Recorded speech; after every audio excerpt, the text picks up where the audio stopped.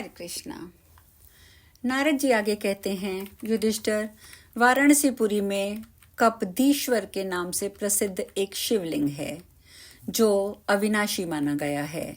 वहां स्नान करके पितरों का विधिवत तर्पण करने से मनुष्य समस्त पापों से मुक्त हो जाता है तथा भोग और मोक्ष को प्राप्त कर लेता है।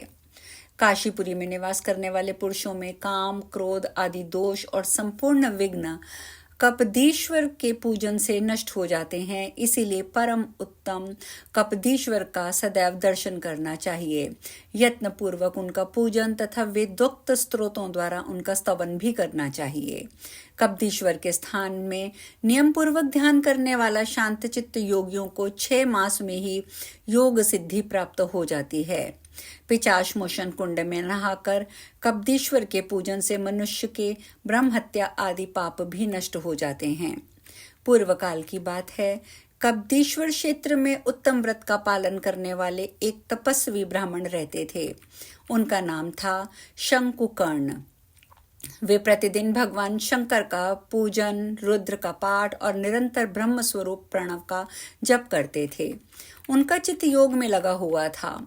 वे मरण पर्यंत काशी में रहने का नियम लेकर पुष्प, धूप आदि उपचार, स्तोत्र, नमस्कार और परिक्रमा आदि के द्वारा भगवान कपदीश्वर की आराधना करते थे। एक दिन उन्होंने देखा कि एक भूखा प्रेत उनके सामने आकर खड़ा है। उसे देखकर मुनि शंकुकर्ण को बड़ी दया आई। उन्होंने पूछा, तुम कौन हो और किस देश से यहाँ आए हो? पिशाच भूख से पीड़ित हो रहा था। उसने शंकुकर्ण से कहा, मुने, मैं पूर्व जन्म में धन धान्य से संपन्न ब्राह्मण था। मेरा घर पुत्र पौत्र आदियों से भरा था, किंतु मैं केवल कुटुंब के भरण पोषण में आसक्त रहने के कारण कभी देवताओं, गौं, अतिथियों का पूजन नहीं करता था। कभी थोड़ा बहुत भी पुण्य कर्म नहीं किया। अतः इस समय भूख प्यास से व्याकुल होने के कारण मैं हिताहित का ज्ञान खो बैठा हूँ। प्रभु, यदि आप मेरे उद्धार का कोई उपाय जानते हो तो आपको नमस्कार है, मैं आपकी शरण में आया हूँ। शंकुकर्ण ने कहा, तुम शीघ्र ही एकाग्रचित्त होकर इस कुंड में स्नान करो। इससे शीघ्र ही इस घृणित योनि से छुटकारा पा जाओगे। दयालु मुनि के इस प्रकार कहने पर पिशाच ने त्रिनेत्रधारी देवर भगवान कपदीश्वर का स्मरण किया और चित्त को एकाग्र करके कुंड में गोता लगाया। मुनि के समीप गोता लगाते ही उसने पिशाच का शरीर त्याग दिया। भगवान शिव की कृपा से उसे तत्काल बोध प्राप्त हुआ और मुनीश्वरों का समुदाय उसकी स्तुति करने लगा। तत्पश्चात वहां भगवान शंकर विराजते हैं। उस त्रयमय क्षेत्र धाम में वह प्रवेश कर गया। पिशाच को इस प्रकार मुक्त हुआ देखकर मुनि को बड़ी प्रसन्नता हुई। उन्होंने मन ही मन भगवान महेश्वर का चिंतन करके कपदीश्वर को प्रणाम किया और उनकी इस प्रकार स्तुति करने लगे। भगवान, आप जटाजूट धारण करने के कारण कपर्दी कहलाते हैं। आप परात्पर, सबके रक्षक, एक अद्वितीय पुराण पुरुष, योगेश्वर, ईश्वर, आदित्य और अग्नि रूप तथा कपिल वर्ण के वृषभ नंदीश्वर पर आरूढ़ हैं। मैं आपकी शरण में आया हूँ। आप सबके हृदय में स्थित सारभूत ब्रह्म हैं, हिरण्यमय पुरुष हैं, योगी हैं और सबके आदि और अंत हैं। आप रू अर्थात दुख को दूर करने वाले हैं, अतः आपको रुद्र कहते हैं। आप आकाश में व्यापक रूप से स्थित महामुनि, ब्रह्म स्वरूप और परम पवित्र हैं। मैं आपकी शरण में आया हूँ। आप सहस्त्रों चरणों, सहस्त्रों नेत्रों, सहस्त्रों मस्तकों से युक्त हैं। आपके सहस्त्रों रूप हैं। आप अंधकार से परे और वेदों से भी की पहुंच से भी बाहर हैं। कल्याणोत्पादक होने के कारण आपको शंभु कहते हैं। आप हिरण्य गर्भ आदि देवताओं के स्वामी तथा 3 नेत्रों से सुशोभित हैं। मैं आपको प्रणाम करता हूँ। जिनमें इस जगत की उत्पत्ति और लय होते हैं, जिन शिव स्वरूप परमात्मा ने इस समस्त दृश्य प्रपंच को व्याप्त कर रखा है तथा जो वेदों की सीमा से भी परे हैं, उन भगवान शंकर को प्रणाम करके मैं सदा के लिए उनकी शरण में आ पड़ा हूँ।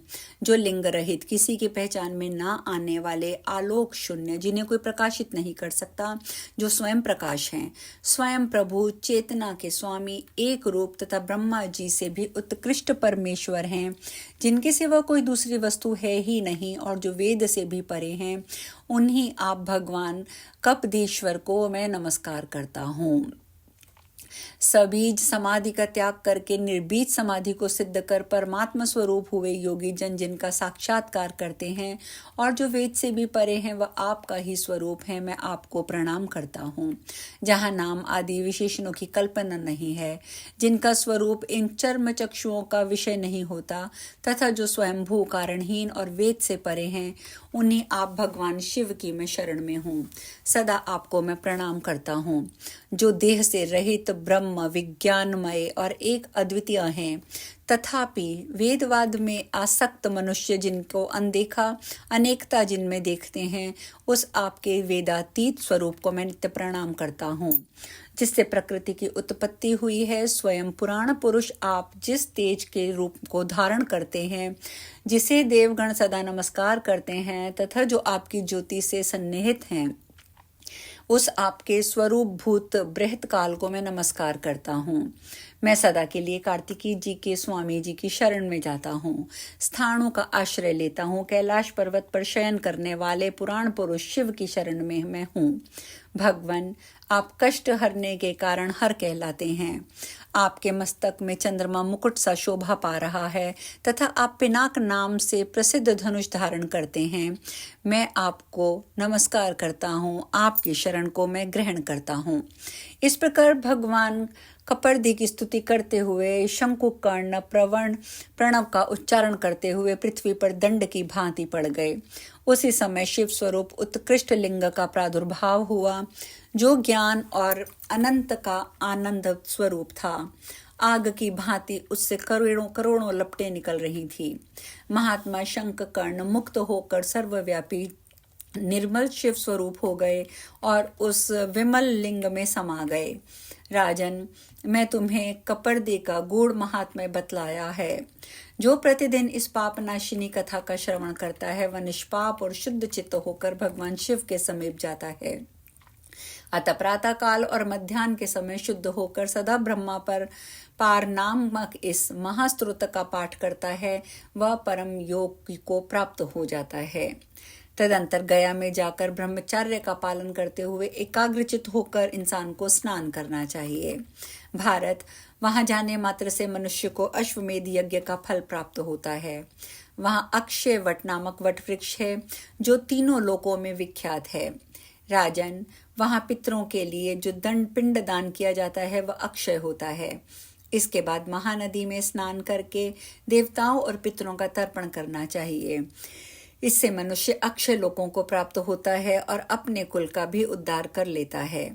तत्पश्चात ब्रह्मरण्य में स्थित ब्रह्मसर की यात्रा करें और वहां से पुंडरीक यज्ञ का फल प्राप्त होता है। इस प्रकार से राजेंद्र वहां से विश्वविख्यात धेनुक तीर्थ की ओर प्रस्थान कर जाना चाहिए। राजन, तत्पश्चात तीर्थ से वे मनुष्य फल्गु नदी के किनारे जाए और वहां जाने से वो अश्वमेध यज्ञ का फल प्राप्त करे और परम सिद्धि को प्राप्त हो।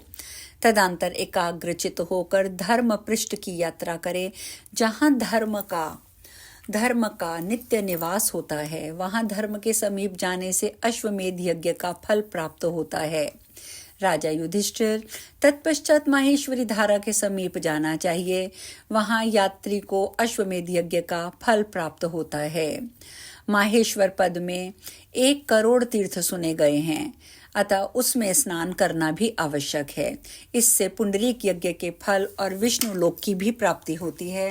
तदंतर भगवान नारायण के स्थान को जाना चाहिए, जहां सदा श्रीहरि निवास करते हैं। ब्रह्मा आदि देवता, तपोधन ऋषि, 12 आदित्य, 8 वसु, 11 रुद्र वहां उपस्थित होकर भगवान जनार्दन की उपासना करते हैं। तत्पश्चात परम उत्तम चंपाकारण्य अर्थात चंपारण की यात्रा करनी चाहिए। वहां 1 रात उपवास करने से मनुष्य को सहस्त्र गोदानों का फल प्राप्त हो जाता है। भरत श्रेष्ठ, धीर पुरुष को कौशिकी नदी के तट पर कम से कम 1 मास तक तो अवश्य निवास करना चाहिए। 1 मास में वहां अश्वमेध यज्ञ का पुण्य प्राप्त हो जाता है। तदंतर चंपापुरी में जाकर गंगा जी के तट पर तर्पण करना चाहिए। तदंतर समुद्र मध्यवर्ती गोकर्ण तीर्थ में जाकर भगवान शंकर की पूजा करके 3 रात उपवास करना चाहिए, जिससे मनुष्य 10 अश्वमेध यज्ञों का फल पा जाता है और गणपति पद को प्राप्त होता है। 12 रात तक यदि वहां उपवास किया जाए तो मनुष्य कृतार्थ हो जाता है, उसे कुछ भी पाना शेष नहीं रहता। उसी तीर्थ में गायत्री देवी का भी स्थान है, जहां 3 रात उपवास करने वाले को सहस्त्र गोदान का फल मिलता है। तत्पश्चात सदा सिद्ध पुरुषों द्वारा सेवित गोदावरी की यात्रा करने से मनुष्य गवामय यज्ञ का फल पाता है और वायुलोक को चला जाता है। वेणाम के संगम में स्नान करने से वाजपेय यज्ञ का फल प्राप्त होता है और वर्दा संगम में स्नान करने से सहस्त्र गोदानों का फल मिलता है। आज हम इस कथा में यहीं विश्राम लेंगे। कल हम प्रयाग तीर्थ की महिमा का वर्णन करेंगे। हरे कृष्णा।